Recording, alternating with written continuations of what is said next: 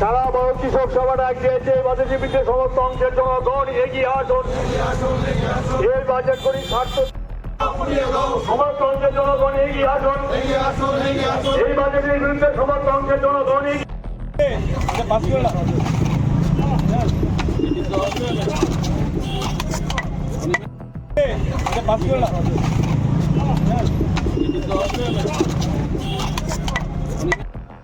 স্বার্থবিরোধী এই বাজেটের বিরুদ্ধে সমস্ত অংশে জনগণ গর্জে ওঠুন।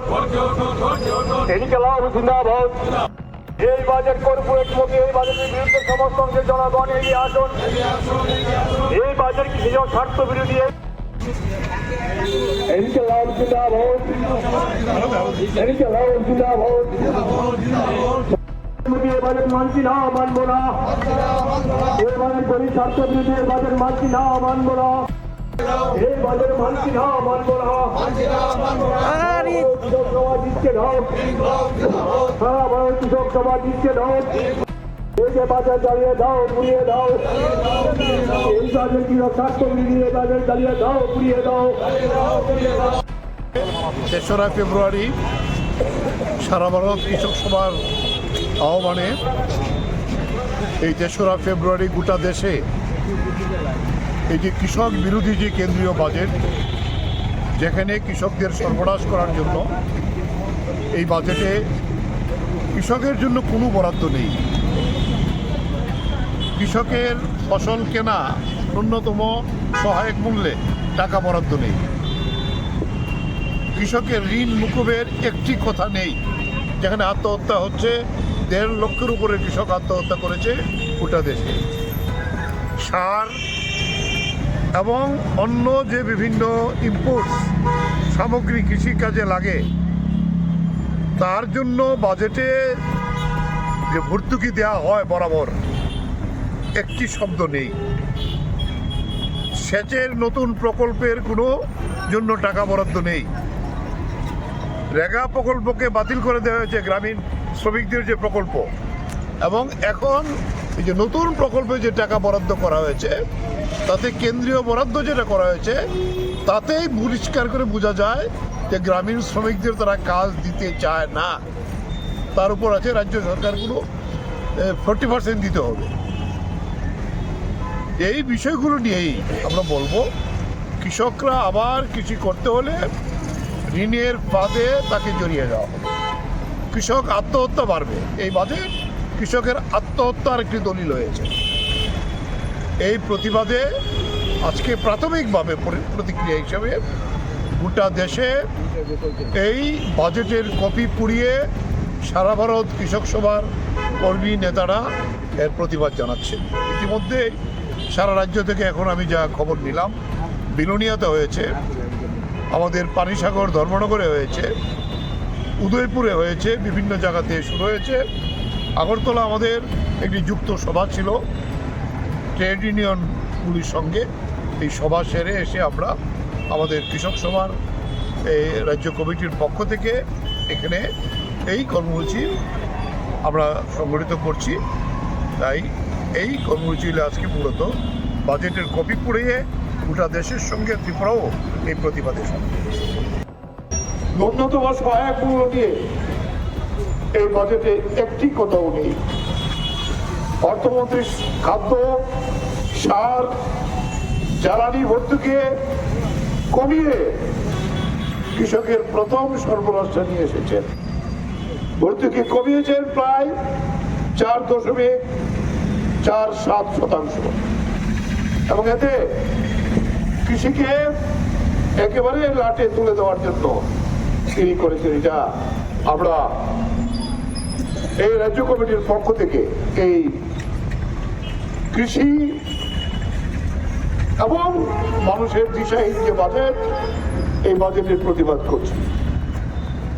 আমরা বলবো এই বাজেটে একমাত্র শুধু আমাদের দেশের যে কর্পোরেট এবং কৃষিতে কর্পোরেটদের নিয়ে আসার জন্য, তাদের হাতে তুলে দেওয়ার জন্য সংকল্প অর্থমন্ত্রী এটা পরিষ্কার করে দিয়েছেন। অর্থমন্ত্রী সার এবং চাষের যে পরিকাঠামো তার বরাদ্দ কমিয়ে দিয়েছেন, যেখানে কৃষির উন্নয়নের জন্য আজকে প্রয়োজন।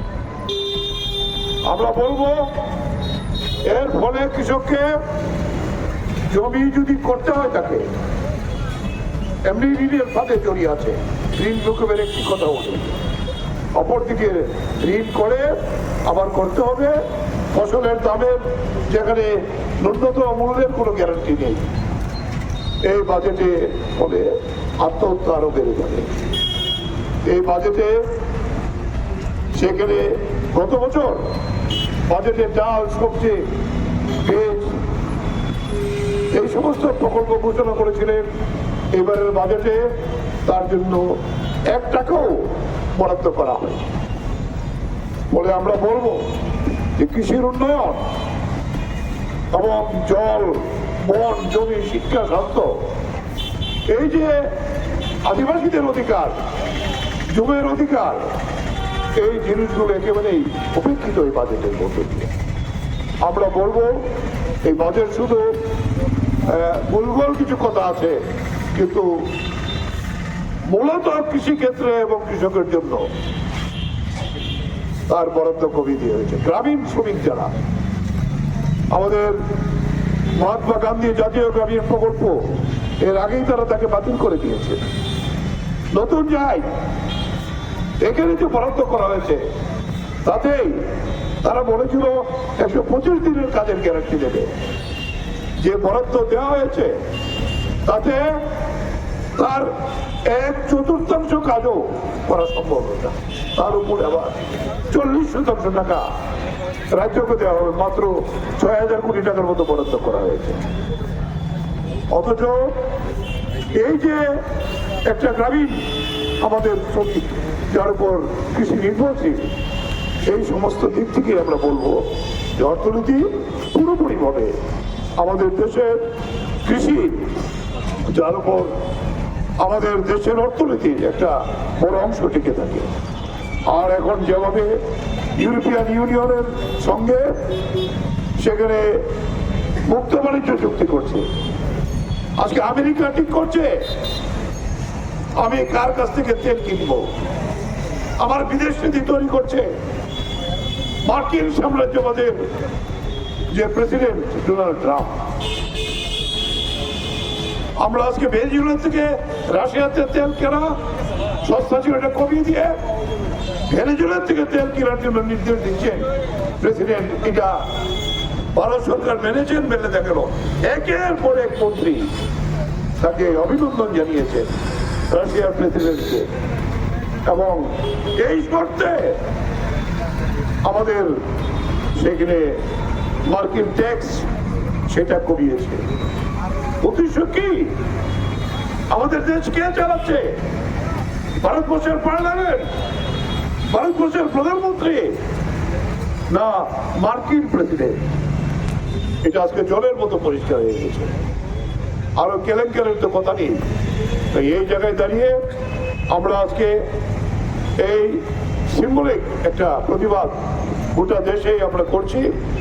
এখানে আমরা একটু আগে খবর পেলাম বিরুনিয়াতে হয়েছে, উদয়পুরে হয়েছে, ধর্মনগর, পানিসাগর, বিভিন্ন জায়গাতে হয়েছে। আমরা আজকে সারা রাজ্যেই, রাজ্যের প্রতিটি জেলা, মহকুমা এবং বিভিন্ন ব্লক পর্যায়েও এই সিদ্ধান্ত আমরা গ্রহণ করেছিলাম। ব্যাপকভাবে এই প্রতিবাদ কর্মসূচি আমাদের রাজ্যে প্রতিবাদিত হয়েছে সারা দেশের সঙ্গে।